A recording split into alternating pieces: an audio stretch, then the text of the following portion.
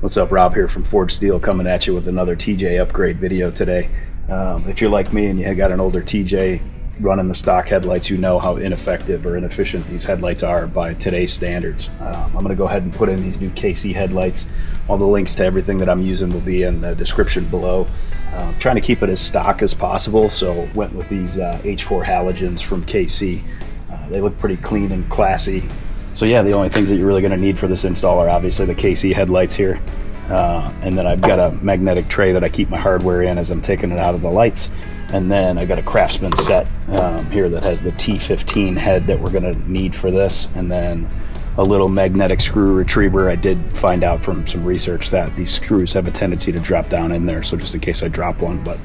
So in step one, we're going to be removing the hardware from the headlights.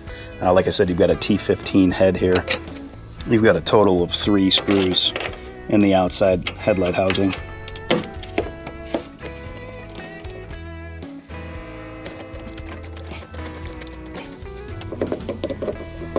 And we'll do the other side now.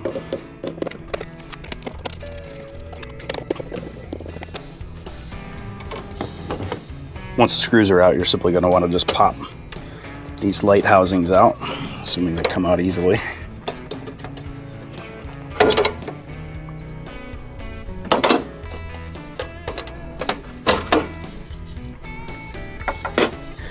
And then you're going to see a series of screws inside of there that you're going to want to take out.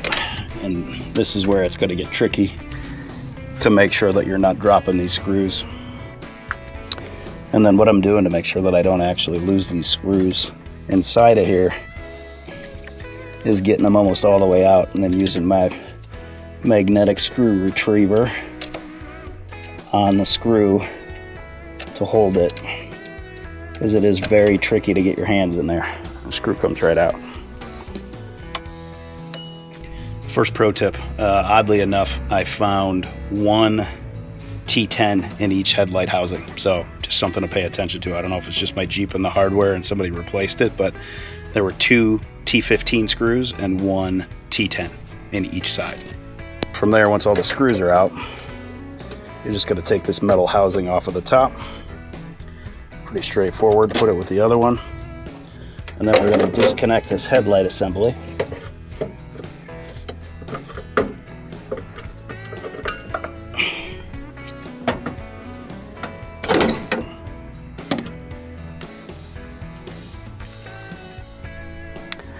And then for the next step here, we're going to want to install the new headlights. So KC gives you the lights here, obviously. A rubber grommet that's going to go on the back, and then also some dielectric grease to just put on the prongs before you put them back into the existing harnesses to prevent corrosion and stuff, which you can see I already got a bit on that harness right there. We're going to apply a little bit of grease to each plug.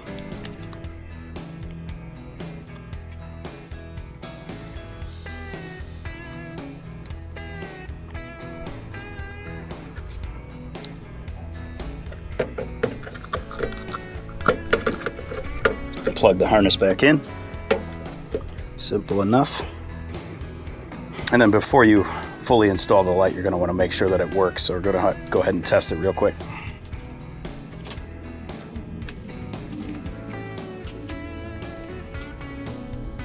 And we've got light from both headlights, so good to go there.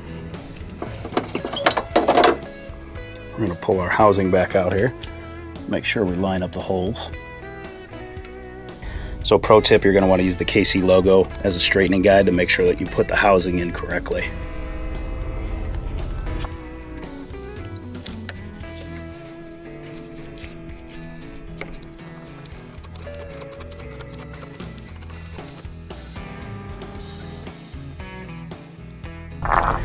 And then after that, we're simply going to put the mount back in here. Make sure those holes all line up.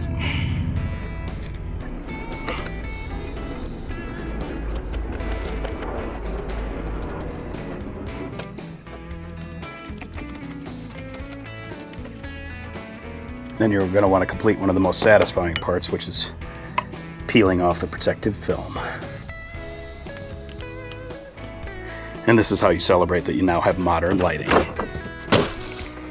And there's your final product right there.